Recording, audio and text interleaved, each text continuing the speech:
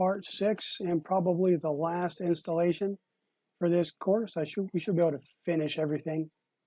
We're going to take a look at the History tab, the Review tab, and the View tab here in the desktop version.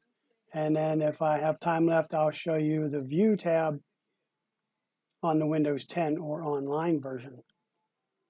That version doesn't have a History or a Review tab. So we'll start with the History tab here. And the first button on the History tab, or the first group, is the unread group. And let me tell you right off the bat that this usually, or for the most part, will only come into effect when you've shared a notebook and somebody who you've shared that notebook with has made changes. The areas where they've made changes will show up a little differently. So you'll notice that our project notes section is bold while the other two are not. And here on our page pane, you'll see that project D is new. It's bold. So what that means is I haven't looked at that one yet.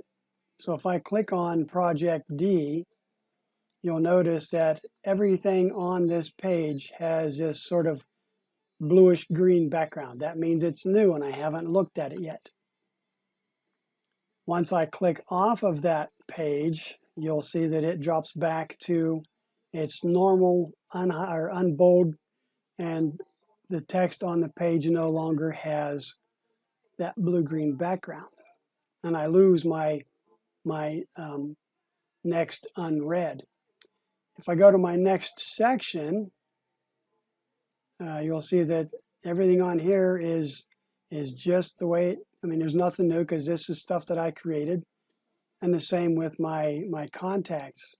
If I go to my school contacts, oh wait, look, this page is now bold and this is a new address. These were added, but apparently the notebook hadn't completed its synchronization with the other book where the changes were being made.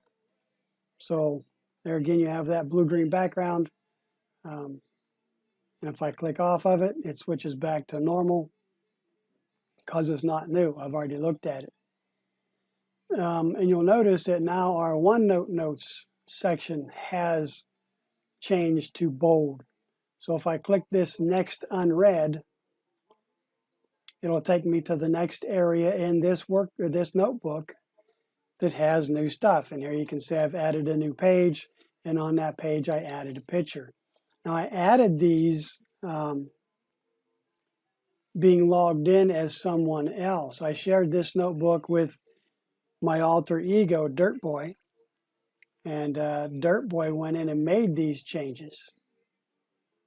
So that's why it took a bit before those changes came into effect. Now my Hide Authors button is turned on. Let me turn that off. And here you can see that a change was made by me, Scott Wyman. So it puts this red line down the side to let you know that it was made by someone other than the person who created this book. Same thing here on this Project D page. This was new and this was new. And if I go to the address book, this address was new. So that's where, and that's simply the Hide Authors. No big deal. We have a recent edits button so that you can look and see what edits were made within a given time. Let's say within the last 7 days. Here you can see that all these changes in this notebook were made today. If I go back a little bit farther, say 3 months, now you can see that Project A and Project C and work contacts were originally created on the 14th and 15th. So that's just a way to go back and look and see when different changes were made in your notebooks. We have the Find by Author. So here it shows me all the different authors. So you have the Microsoft account. This is essentially the person who created the workbook or the notebook. And then this is anybody who made changes to it. So I've made changes to school contacts. I added the new page and all these other items down below. So I can click these links and it'll take me to those pages. So if I want to go back to Project A, there's my link to Project A. If I want to go to Project A that my alter ego did, it's the same page, right? So that's find by author. Page versions. And what you can do with this page versions is if a page has been changed, then it'll show you all the changes, or it'll tell you how many times it's been changed and give you the versions. So if I click the top half of this button, which opens my research pane, here on the right side, you'll see these are the different versions of Project A. Right, so apparently no other versions of Project D have been made because, well, that's the new one that I created. But if I go to Project C and click Page Versions, here you can see it's been changed once. Let me go to my OneNote. That's a new page, and here's my to-do list. Let's see what the page version shows for this. So here you can see this to-do list has been changed 3 times. So here's what it looked like the previous version. Here's what it looked like the version before that, and here's what it looked like when it was originally created. So if I wanted to go back to any one of these versions, so let's say I don't want this one with all the changes that were made by this other person online. I want to go back to this one. I can right click on this page tab and say restore version. So it takes me back to that as my default view. So if I turn this off, now I have that page brought back. If at some point in time I decide, no, I want to go ahead and bring back all the changes that were made prior to that, this one, then I simply right click on that one and say restore version. And if you decide that you don't need any versions, like this one, the original, I don't need this version, so I can right click and delete that version. So that's the page versions. This next button, the Notebook Recycle Bin, is a true lifesaver. So know that when you delete something from OneNote, let's say I delete this address book because I don't think I need it anymore. And then a month down the road, I say, oh, wait, there were some email addresses or some addresses or phone numbers in that address section that I deleted. All I have to do, as long as it's within 60 days, is click on my Notebook Recycle Bin, and you'll see that here is my address book, and here is some other stuff that's been deleted. They're deleted pages. This is a deleted section, right? Deleted pages, over here on the right, and deleted section.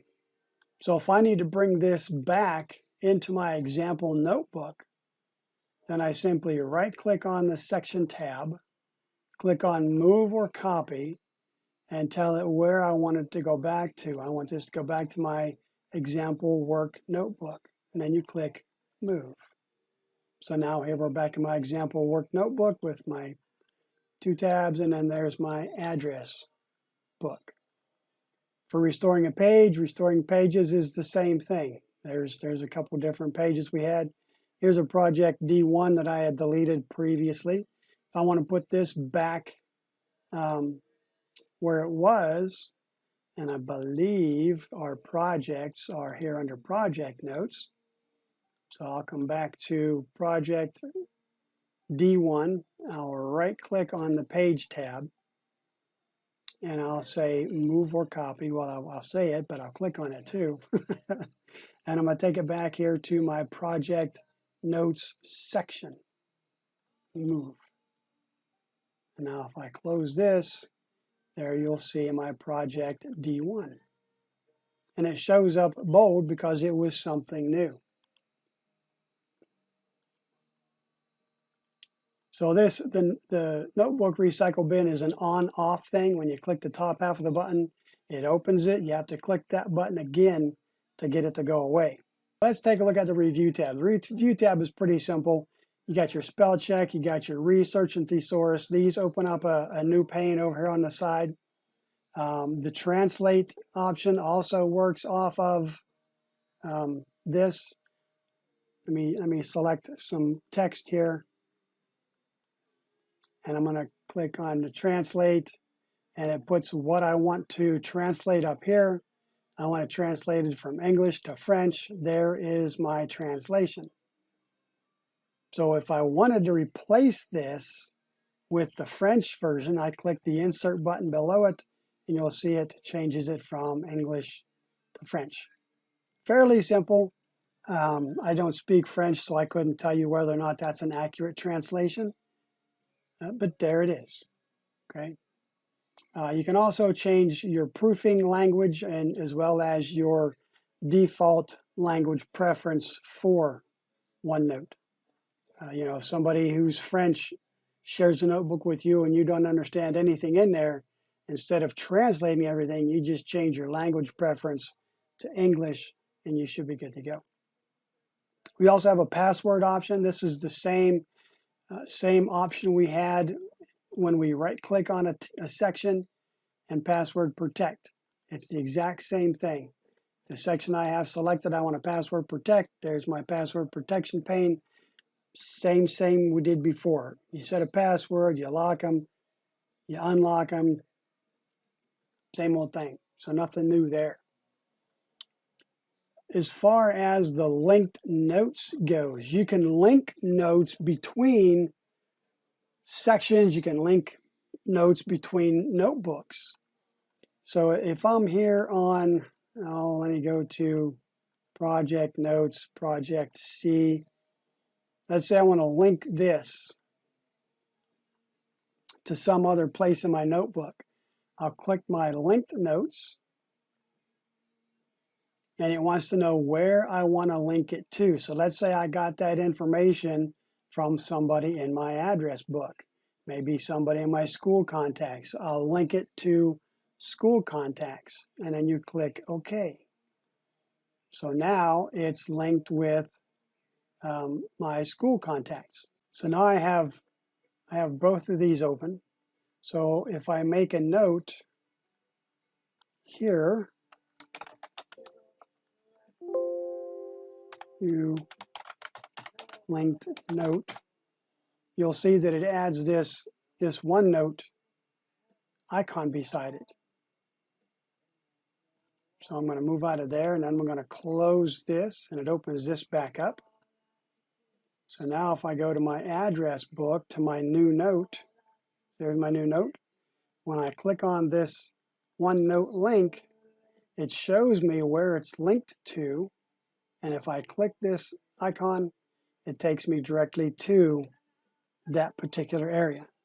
So, if there's some sort of correlation, maybe you need quick reference, maybe just reference, then that's how you would do it. All right, so that's linked notes. You'll see a little bit more about linking when we get to the View tab, which is coming up right now. So on the View tab, decent amount of buttons. Most of them are pretty simple. This is our normal view button, which you'll notice is highlighted right now because this is our normal view. If I want more real estate per se, more canvas to work with, I can click the full page view button, and it gets rid of my page tabs over here, and it gets rid of the ribbon up here on the top. If I need anything from the ribbon while I'm here in the full page view, I just click this ellipsis button, or some people call it the build button, and it'll bring me down my ribbon, and I can access anything on the ribbon that I need. Maybe I want a red pen, come down here and do my red pen stuff, and my ribbon automatically hides when I'm back into the canvas. To return to normal view from full page view, up here in the top right corner, you'll see the double-sided angle arrow. That is your normal view button. Click, and it goes back to normal. Let me bring back my normal cursor here. So that's the full page view. We also have what they call a dock to desktop view. All right, so next here on the View tab, we have the dock to desktop button.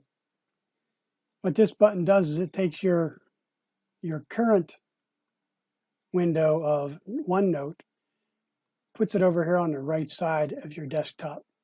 And then whatever you have open behind it, whether it's a Word document or an Excel spreadsheet or something on the internet, it brings it up here full screen so that you can take notes while you're looking at whatever it is you're taking the notes for. Now what makes this really cool is if you have a Word document, and when I say Word document, I mean a Word document that's the same version as your OneNote. You can't try this with OneNote 2013 and have Word 2019 open. Because what happens is when I start taking notes here in OneNote,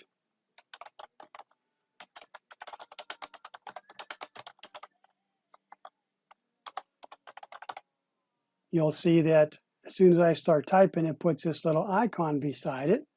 And when I hover over that icon, it tells me what document that came from. So this came from the Latin filler doc. So I can close that Word document. And then if I ever need to refer back to that Word document while working here in OneNote, I simply click that icon, tell Word it's safe to open that document.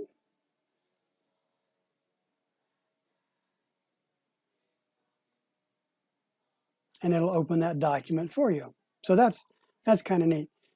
This feature works with Word and Internet Explorer. Doesn't work with Chrome, doesn't work with Edge, doesn't work with Firefox, only with Internet Explorer. But if I take a note from Internet Explorer, here again you can see it puts that the shortcut there for me. But let's just pull up some random page here, something like, oops.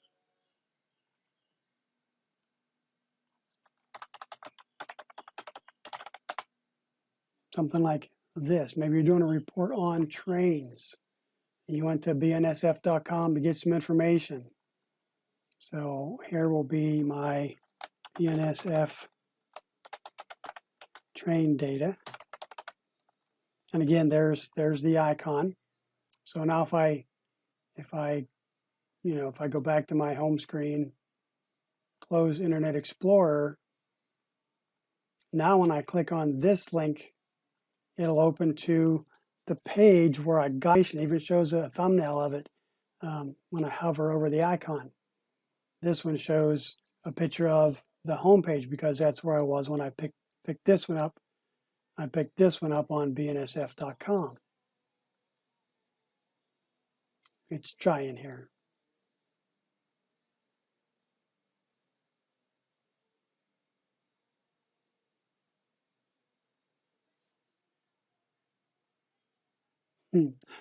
This is kind of amusing, but it shows a point.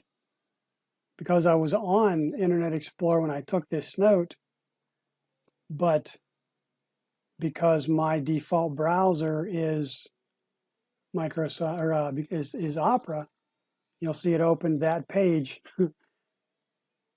in Opera instead of opening it in Internet Explorer. So that's kind of cool. It'll go across browsers.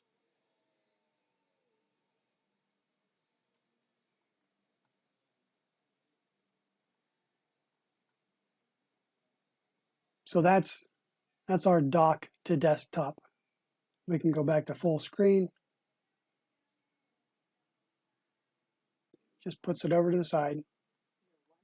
Still have everything here available on your ribbon. We'll go back to full size. Back to the View tab. Next we have page color.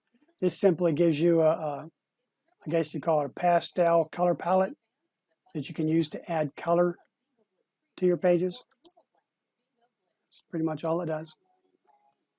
You can also add ruled lines be it, you know, the college ruled. Let me take the color off. It's kind of hard to see. There you go. There's our lines. A couple different options on the lines, right? Bigger and smaller. Or maybe you want the graph paper. There's graph paper. Kind of the same as the insert template. The difference here is you can change it at any given point in time and not have to add a new page like the template does. There's also a button on here. Let me get back to my home corner. It's called Hide Page Title. And let me tell you, that button is a lie. If you click this button and then confirm, it's going to delete your page title.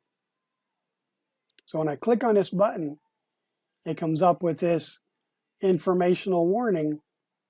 The current page title, date, and time will be deleted. Not just hidden, deleted. Do you want to remove this page title? If you say yes, then it's gone. Not only is it gone here, but it's gone over here.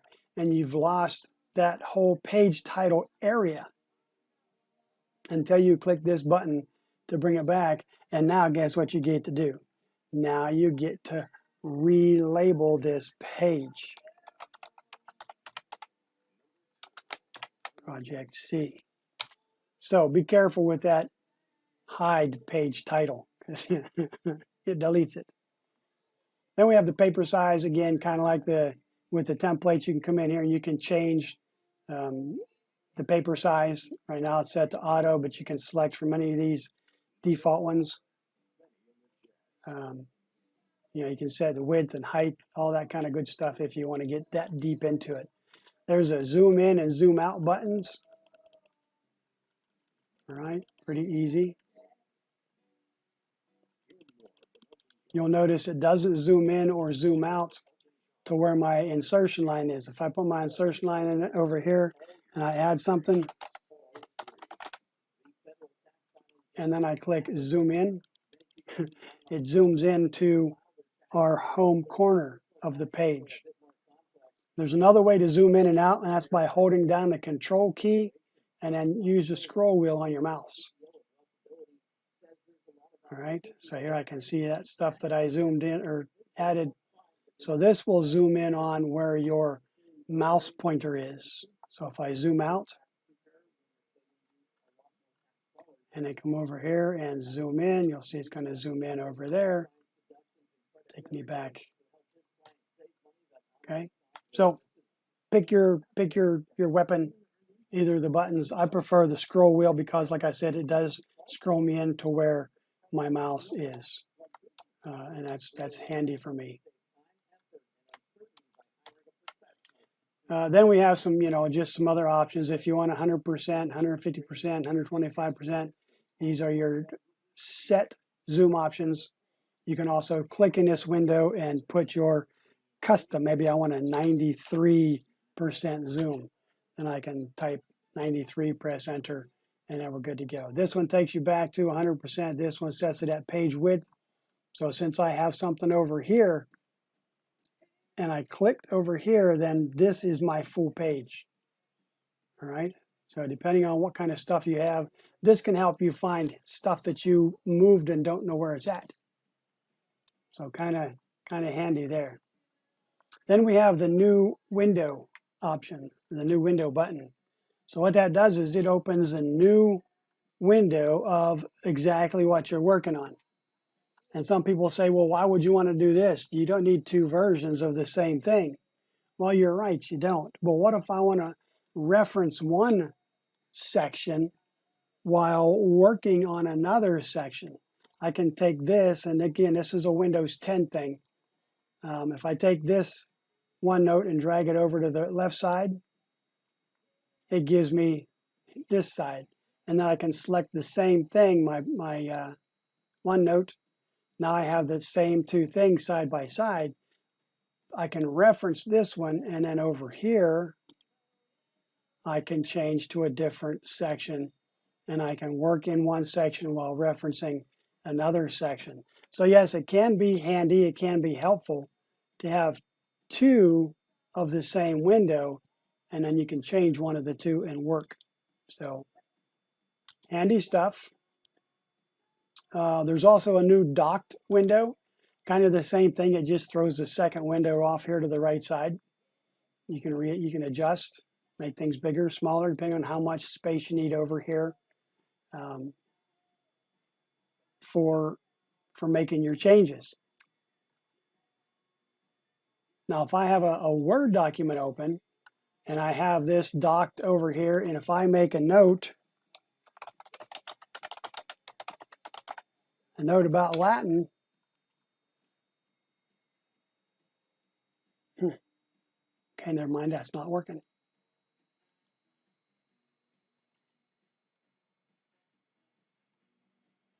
And when you're done with one of the two windows, you can just click the X to close it, and then that one goes full screen.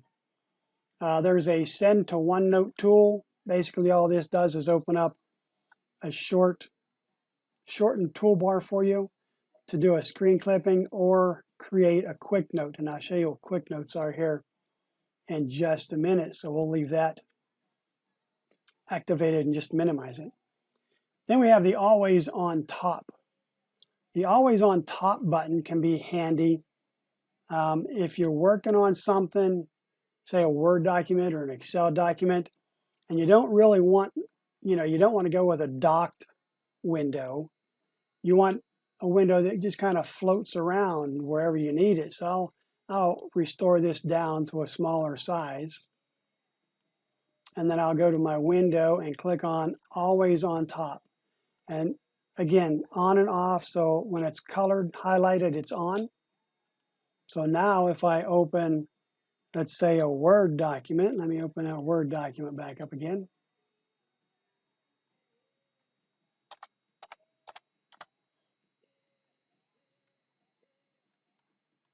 Find Word here. That's Word 2016 online. I don't want that one. Or 2019. I want Office. Office. Here we go.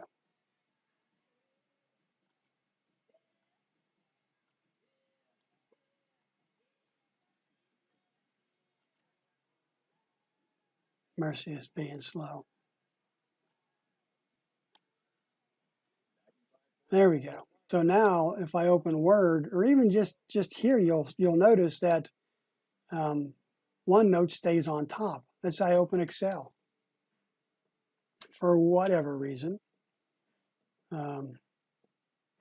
Here's an inserting to OneNote spreadsheet. If I open that, or just open a blank spreadsheet, you'll notice that with always on top, OneNote stays on top. My computer's being really slow right now. So if I come over here and I turn this off, as soon as I click here in Excel, OneNote disappears because it's not selected for always on top anymore. Let me show you that again. There's OneNote. I'll go to always on top. When I click in my Excel spreadsheet, OneNote stays on top because that's what that button does. Okay, that's what that button does.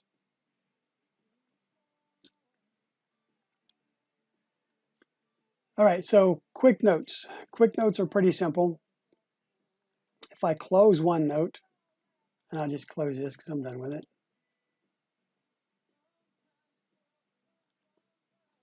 And let's say I'm on the internet and I want to make a quick note about something. Just a little something. So with Internet Explorer open, I just want to make a quick note. I can come down here to this option, it's this one right here, my Send to OneNote toolbar, and click on New Quick Note. it opens up a new, kind of looks like a sticky note. And I'll just, new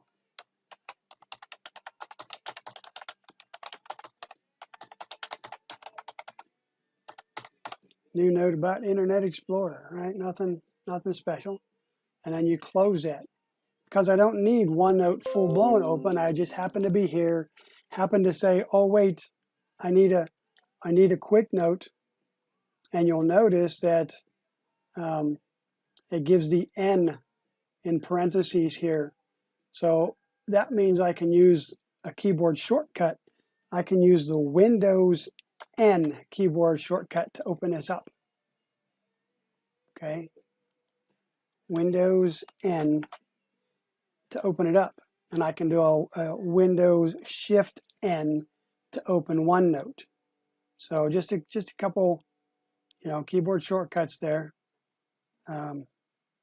Windows N, and then Quick Note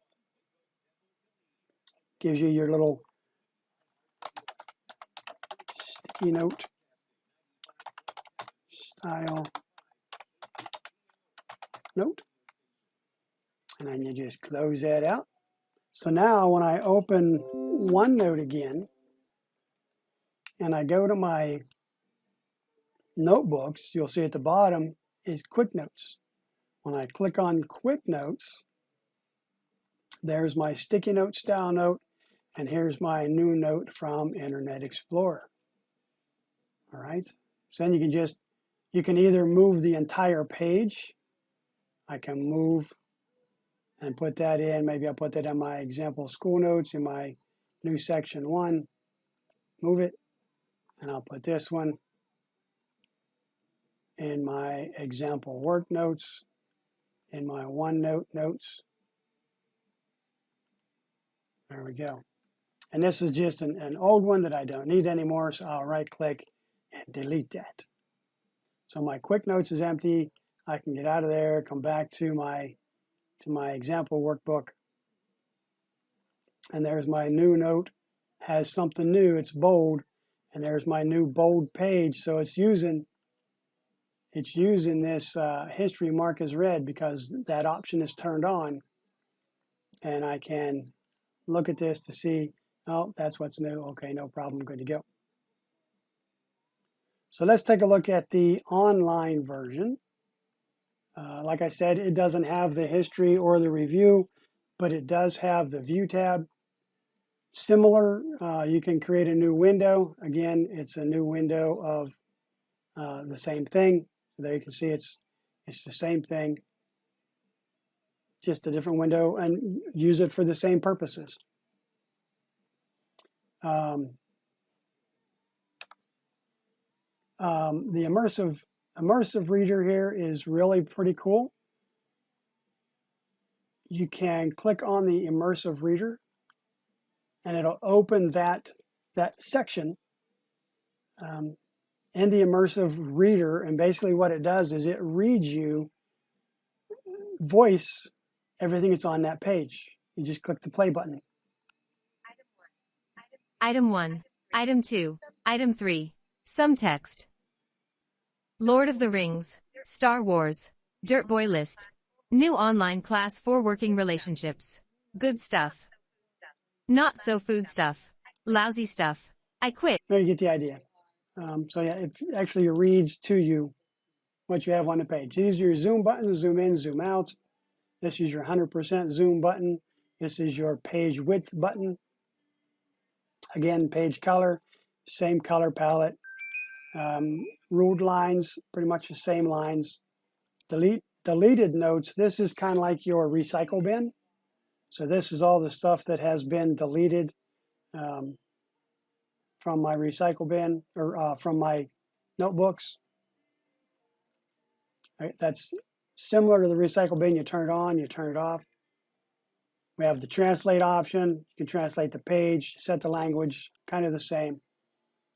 Check accessibility.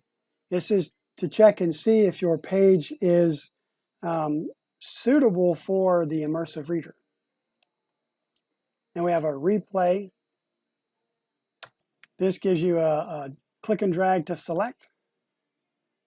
what part of the page you want to replay.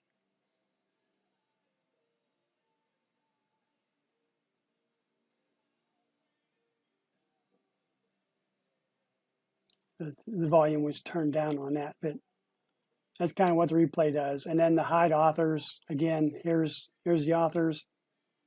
You'll see that instead of SW on these, it has MA. That's the Microsoft account. So that's whoever created this. To hide the authors, you just click that. And that, my friends, is Microsoft OneNote. There's one thing I want to show you that I forgot to mention when we were on the Insert tab. If you take a picture of something with text, let's say you take a picture of a business card. I have a picture of a business card here somewhere. There it is. You insert the image. Now let's say I wanted to take, and I want to be able to add this information to my address book, but I don't want to have to retype everything. One of the options in OneNote, if you right-click on an image that has text, and you click Copy Text from Picture, you can right-click and then paste text only, and it'll pick up, well, it'll paste the text that it picks up. And it does pretty good. It almost got the whole SoftDocs word, but after that, Jason Failer, Business Solutions Consultants, and all the information. The only thing you want to watch out for are images or photos of things taken that have a glossy finish. For example, I have another picture of a business card here. It's from a sandwich shop here in my local town. But you can see here the glossy reflection, and it also has white text. So when I right-click on this, and I tell it to copy text from picture, and then right-click beside it and tell it, I'll even, keep text only, it does nothing. There's nothing there. If there would have been white text, when I click and drag, it would have highlighted it. Or when I hover over it, it would have given me that little handle off to the side. So it doesn't work well with glossy finished images or white text. Now I have had this work before, but it's not reliable with white text and glossy finishes. That is one downfall of the online version. If I insert this same picture, I think I have it here. Yep, right there. So here's my picture.